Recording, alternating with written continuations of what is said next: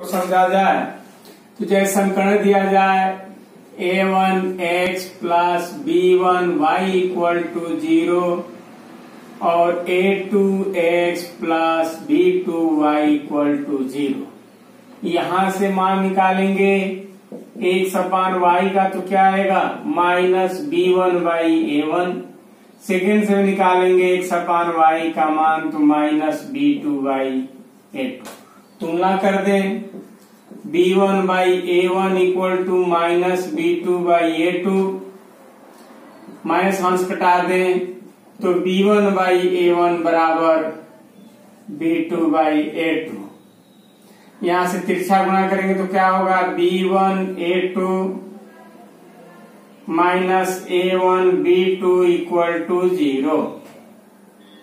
इस प्रकार अगर किसी समीकरण के जो समीकरण दिए गए चर में उनके गुणांकों को कलेक्ट कर दिया जाए और गुणांकों के कलेक्शन से आपको जो पंक्ति और स्तंभ के रूप में लिख देने से आपको सारणिक प्राप्त हो जाता है। इस प्रकार ये सारणिक a1 b1 a2 b2 प्राप्त हुआ। तो ये आपको सारणिक प्राप्त हुआ। उसी प्रकार अगर इस रूप में समीकरण हो a1x plus b1y plus c1z बराबर 0 और a2x plus b2y plus c2z बराबर 0 और a3x plus b3y plus c3z equal to 0।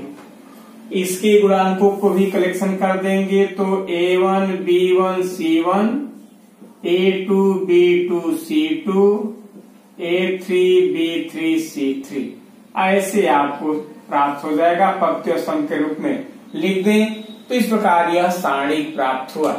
तो आपने क्या देखा कि सारणिक क्या है, तो वास्तव में ये जो समीकरण है उनके गुणांकों से अगर देखा जाए तो उनके गुणांकों को पंक्ति और स्तंभ के रूप में लिख दे रहे हैं तो सारणिक प्राप्त हो रहा है। सारणिक में एक ध्यान रखना है, आव्यूह मैट्रिक्स पढ़े थे तो आव्यूह में आपको पंक्ति और स्तंभ में कोई शर्त नहीं होती है, वो अलग अलग भी हो सकती है। लेकिन डिटरमिनेंट में ध्यान रखना हो कि यह स्क्वायर मैट्रिक्स होता है, यानी इसमें जितनी पंक्ति होती है उतना ही स्तंभ होता है। अब मैट्रिक्स में आगे सॉल्यूशन भी अगर आता है कि a1x plus b1y plus c1z equal to 0 है, a2x plus b2y plus c2z equal to 0 है, a3x plus b3y plus c3z equal to 0 है, या कोई मान दिया जाए इसके मान p q r है अगर 0 न हो करके, तो उस स्थिति में इनके गुणांकों से आप देख रहे हैं कि a1 a2 a3 b1 b2 b3 c1 c2 c3 ये आपको प्राप्त हो रहे हैं। इसको मैट्रिक्स के रूप में लिख लिया जाए, यानी आव्यूह के रूप में लिख लिया जाए। इनके जो चर है x y z इनको भी आव्यूह के रूप में लिख लिया जाए और इक्वल टू ये आपका p q r ये भी आव्यूह के रूप में लिख लिया जाए इससे। तो ये आव्यूह तो होंगे लेकिन इससे डिटरमिनेंट सारणिक नहीं बन पाएगा, लेकिन ये इनके गुणांक से जो ये आपको स्क्वायर मैट्रिक्स बन रहा है ये सारणिक होगा।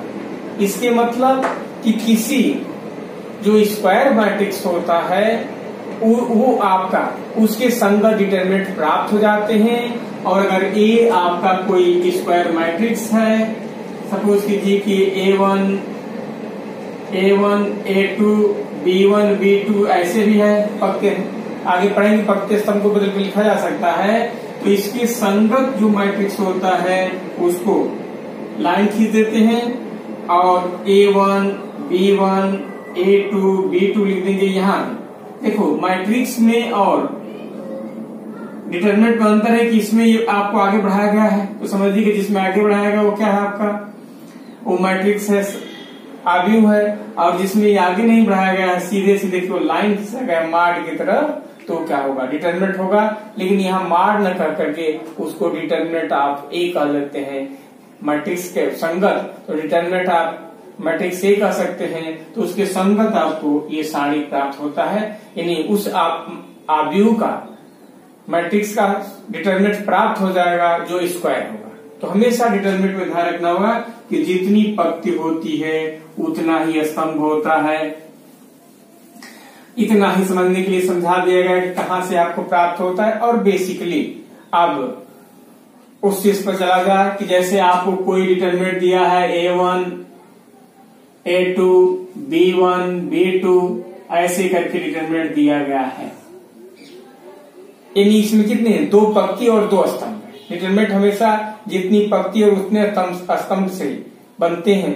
तो आपका इसमें से देखो, जो इस तरह से आपका ये है A1, B2 वाला, इसको मुख्य विकर्ण कहते हैं।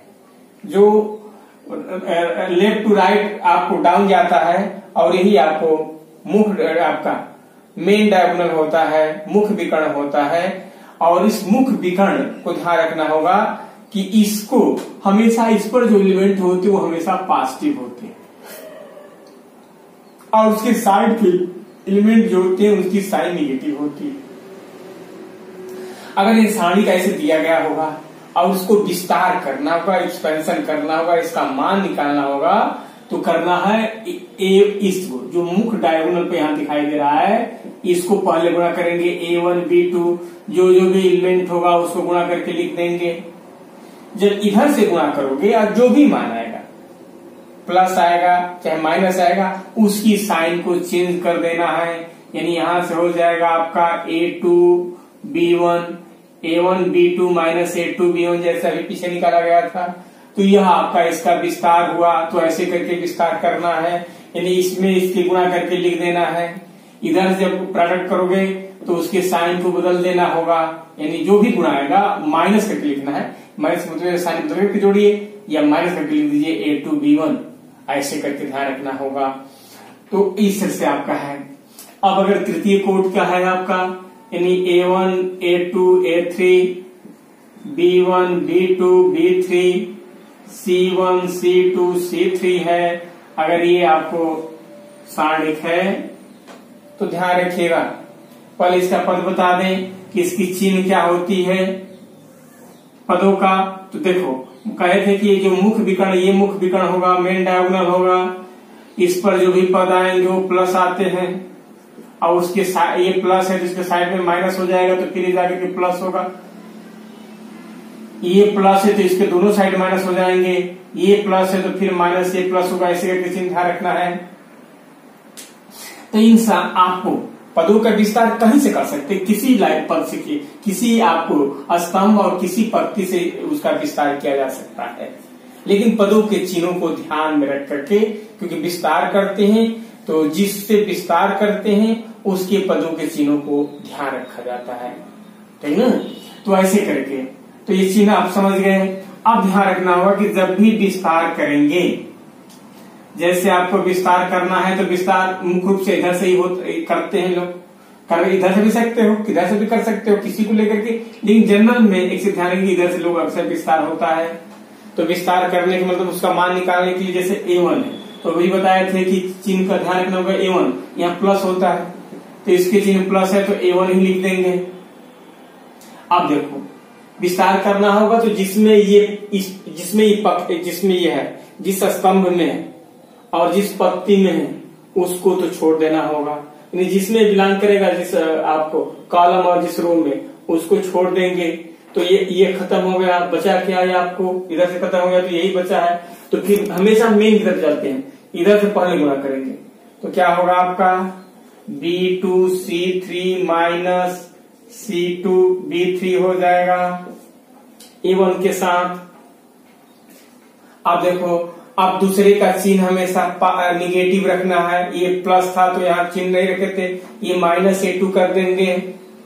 अब पुनः अब ये लाइन छूट जाएगी, ये आपको छूट जाएगा, तो क्या बचा यहाँ B1 और C3 बचा, इसको छोड़ दिए तो B1 C3, अब इधर से भी छूटा है तो क्या हुआ आपका C1 B3 और पुनः आपका A3, तो ये प्लस तो फिर माइनस तो फिर प्लस से हुआ प्लस A3, तो क्या हो जाएगा ये और ये छूटेगा, इस प्रकार आपका क्या हुआ तो B1 C2 ये छूट गया था तो और माइनस C1 B2, ऐसे करके इसका विस्तार हुआ। ऊपर नीचे लिख दिए तो हो सकता है कि आपके मन में थोड़ी सी दिक्कत हो, उसलिए अभ्यास एक समझिए कि ऐसे भी लिख सकते हैं A1 B1 C1 A2 B2 C2 A3 B3 C3। आप इस सारणी का विस्तार बता दीजिए तो विस्तार हो जाएगा, इसको लेकर करना होगा तो A1 ये छूटा है, देखो इससे गुणा, यानी B2 C3 minus C2 B3। हाँ अब इस चिन्ह का लिखना है तो इसका चिन्ह चूंकि निगेटिव होता है तो माइनस A2 करना होगा, ये लाइन छूट जाएगी, ये लाइन छूट जाएगी, तो क्या बचा है आपका B1, उसको हाथ से कवर कर दीजिएगा, दिक्कत होता है हमें तो B1 C3 minus C1 B3। फिर आपको अब A3 को लेना है, आगे ही लिखते जाएंगे, तो क्या होगा यहाँ B1 C2 minus C1 B2। अब इस गुणा करके सिंपल करके जो मान होगा उसको लिख देंगे सबका, तो आपको सारणी का विस्तार का मान प्राप्त हो जाता है। तो ऐसे करके सारणी का विस्तार करते हैं।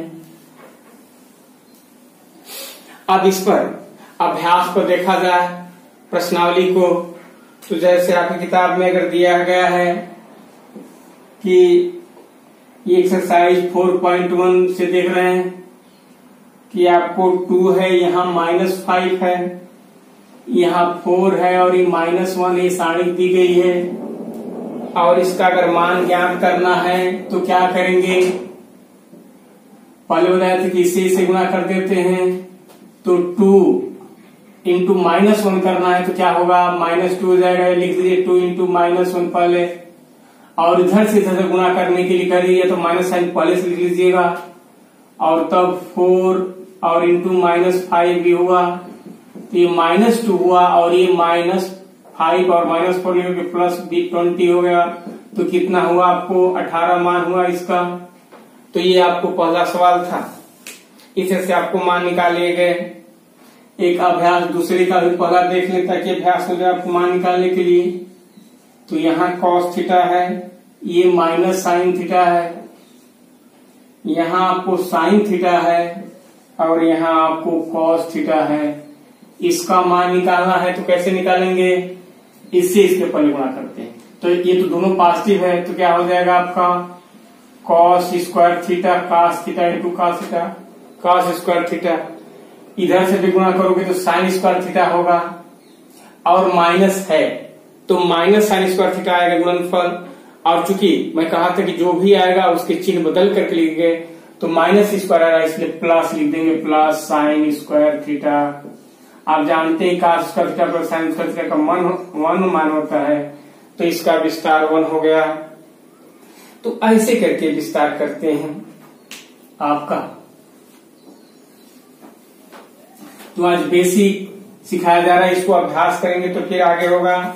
एक सीधे कि a इक्वल टू, अब डिटरमिनेंट दे दिया है कि 1 2 4 2, ऐसे करके ऐसे लिखा है, इसमें तो मैट्रिक्स में है और इसकी संगत डिटरमिनेंट निकालनी होगी। तो ये आपको मैट्रिक्स है, यानी आपको आव्यूह है। अब इसके संगत आपको अगर इसके संगत मैट्रिक्स में सारणी निकालनी होती है तो लाइन से लिख देते हैं, और तब क्या हो जाएगा, ऐसे लिखना होगा 1 4 2 2 ऐसे लिख देंगे। तो ये आपको संगत उसका सारणी प्राप्त हुआ, डिटरमिनेंट प्राप्त हुआ। अब ध्यान रखना होगा कि अगर आव्यूह में 2 से गुणा करनी होगी, तो आप जानते हैं कि आव्यूह में अगर गुणा होता है तो हर पदों में गुणा हो जाता है, तो यहाँ 2a लिखेंगे तो यहाँ भी 1 में 2 से गुणा हो जाएगा तो कितना हो जाएगा, ये 2 होगा, यहाँ भी गुणा होगा तो 8 हो जाएगा, यहाँ भी होगा तो 4 होगा और यहाँ भी होगा तो 4 हो जाएगा। इसके संगत अगर मैट्रिक्स निकाल दें, मैंने इसके मैट्रिक्स का अगर डिटरमिनेंट निकाल दें तो क्या हो जाएगा, ऐसे करेंगे तो इसके संगत हो जाएगा 2 4 8 4। इसकी वैल्यू निकालेंगे तो पहले से गुणा करते हैं, कितना होगा 8 हो जाएगा, इधर से गुणा करेंगे तो 32 हो जाएगा, यानी कितना बचेगा आपको।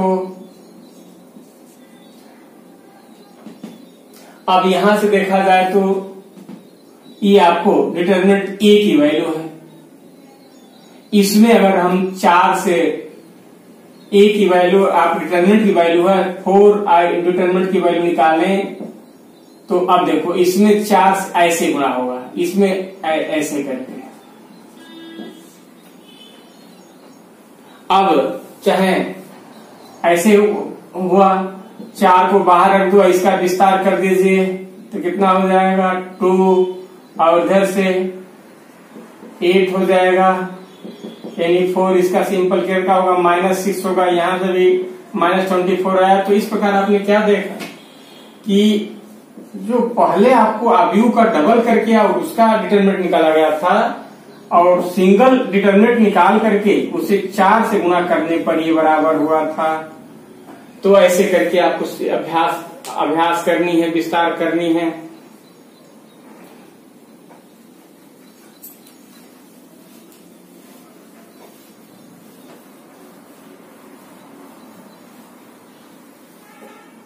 इसी प्रकार तीसरे कोड का देखा जाए तो 1 है, 0 है, 1 है, 0 1 2 है, 0 0 4 है।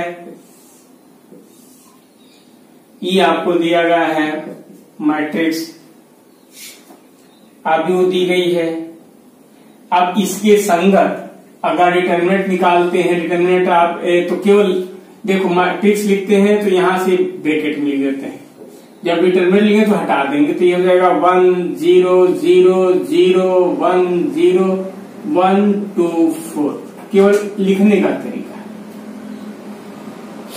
अब इसमें अगर 3 से गुणा करेंगे तो मैट्रिक्स में, यानी आप व्यू में गुणा होता है तो हर पद में गुणा हो जाएगा, जहां जहां यहाँ हो जाएगा 3। 0 है तो 0 में तो कुछ से गुणा कर, 0 है तो फिर यहाँ 3 हो जाएगा, 0 है यहाँ कितना हो जाएगा 3, यहाँ 6 हो जाएगा, फिर ये 0 है, 0 है, यहाँ 12 हो जाएगा।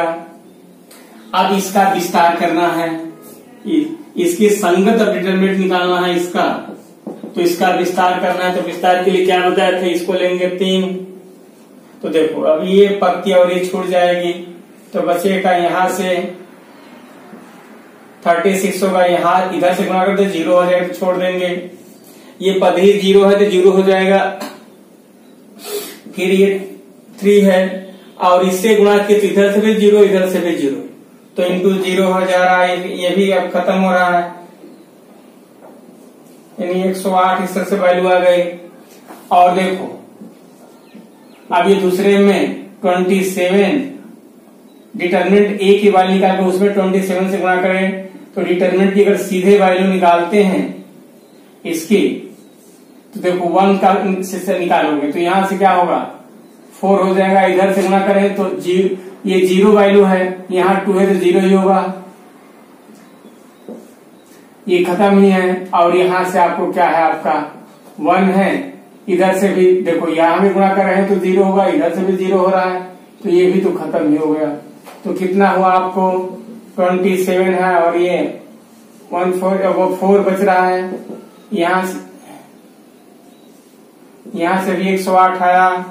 तो चाहे ऐसे करके मान निकाले और समीकरण नंबर 1 2 से ये दोनों क्या हुए, इक्वल हो गए, तो ऐसे करके कंपेयर करना है और आगे फिर आप अभ्यास करेंगे तो फिर बताया जाएगा इसमें से यहाँ समस्या होगी तो ऐसे करके मान निकालना है इसका।